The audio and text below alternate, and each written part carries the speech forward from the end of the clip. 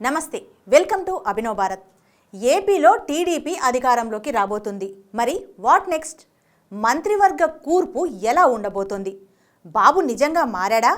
ఒకవేళ నిజంగా మారి ఉంటే గత 15 ఏళ్లుగా గెలుపోటములు క్లిష్ట పరిస్థితులతో సంబంధం లేకుండా అన్ని వేళలా పార్టీని అంటిపెట్టుకున్న వారికి, ప్రతిపక్షంలో కూడా గట్టి వాయిస్ వినిపించిన వారికి మంత్రివర్గంలో చోటివ్వాలి, వారిని గుర్తించాలి.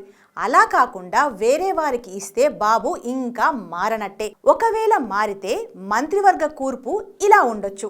ఒకసారి చూసినట్లయితే ముందు ముఖ్యమంత్రి చంద్రబాబు నాయుడు గారు, ఇక ఆ తర్వాత స్పీకర్గా రఘురామకృష్ణంరాజు ఉండి నుంచి పోటీ చేసిన రఘురామకృష్ణంరాజుకి ఇచ్చే అవకాశం ఉంది. ఇక శ్రీకాకుళం నుంచి కింజారపు అచ్చెన్నాయుడు, కొండ్రు మురళికు మంత్రివర్గంలో చోటు దక్కే అవకాశం ఉంటుంది.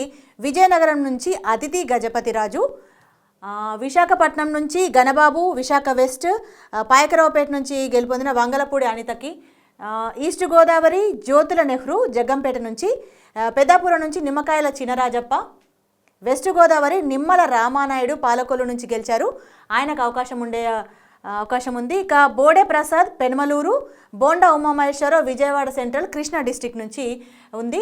ఇక గుంటూరు నుంచి నారా లోకేష్ మంగళగిరి, అయితే నారా లోకేష్ మంగళగిరి నుంచి గెలిచారు కానీ ఆయనకు పార్టీ అధ్యక్ష బాధ్యతలు అప్పగించే అవకాశం ఉంది. మంత్రివర్గంలోకి మాత్రం పొన్నూరు నుంచి గెలిచిన ధూళిపాల నరేంద్ర, మాచర నుంచి గెలిచిన జూలకంటి బ్రహ్మానందరెడ్డిలకు అవకాశం ఉంటుంది. ఇక ప్రకాశం డిస్టిక్ వచ్చేసరికి బొమ్మజీ నిరంజ్ విజయ్ కుమార్ సంతనూతలపాడు నుంచి గెలిచిన అతనికి, ఇక ఒంగోలు నుంచి దామచల జనార్దన్ రావుకు అవకాశం దక్కొచ్చు.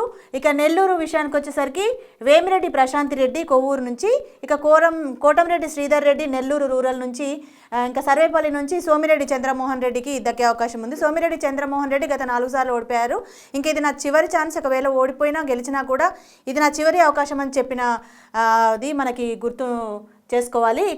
ఇక కర్నూలుకు వచ్చేసరికి ఇక్కడ చూడండి, ఇక్కడ ఆళ్లగడ్డ నుంచి భూమా అఖిలప్రియ ఉన్నారు, పాణ్యం నుంచి గౌరు చరితారెడ్డి ఉన్నారు.